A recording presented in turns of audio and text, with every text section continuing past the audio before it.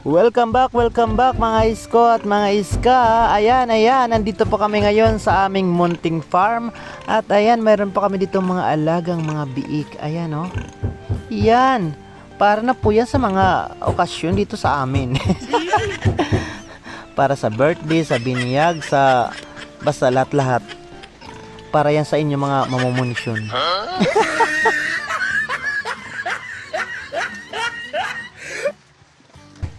So ayan, calling all the attention of the pensioners. Kung mayroong mga pensioners, mayroon ding pensioners. Yung mga pensioners, yung po yung mga matatandang may pension. Yung mga pensioners naman po, yan po yung mga umaasa sa mga okasyon. Alin ka ba sa dalawa? Sa pensioners o sa pensioners? Mas pinipili ng karamihan yung pensioners kasi may mga takgas. Ayan, pensioners, welcome back sa mga fiestas. Ayan may mga alaga kami dito mga baboy. Ayan, may mga biik dito at pihadong pwede na to sa mga patronan. So abang-abang na kayo guys.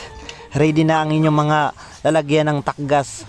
Ayan, dahil malalaki na yung mga biik dito oh. So dito po yan sa Barangay Magsaysay, Lawang Northern Samar. Pwede po kayong makabili pagdating ng panahon.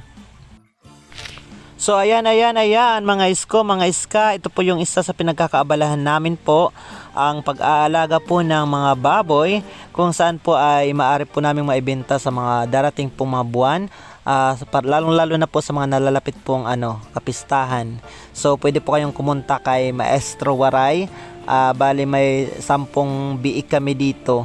12 biik ata. 12 biik nga. May ata kasi hindi sigurado kasi madalas lang akong magtubong.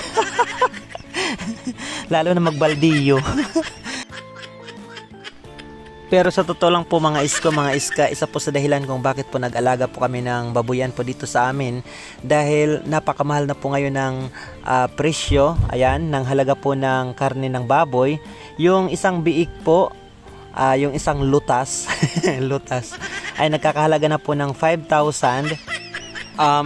Tapos yung isang naman po, isang buong lechon, ayan, mga ilang kilo ba yun, mga 25 kilos ata, nagkakahalaga na po ng ranging from 10,000 to 13,000 po. Ayan, ganun na po kamahal po yung dito presyuhan po ng baboy.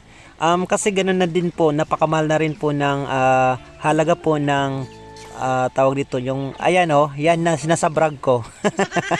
Yung tubong, yung pakain po sa mga baboy, napakamahal na rin po ng halaga, kaya po ganyan po mahal na rin po yung karne ng baboy.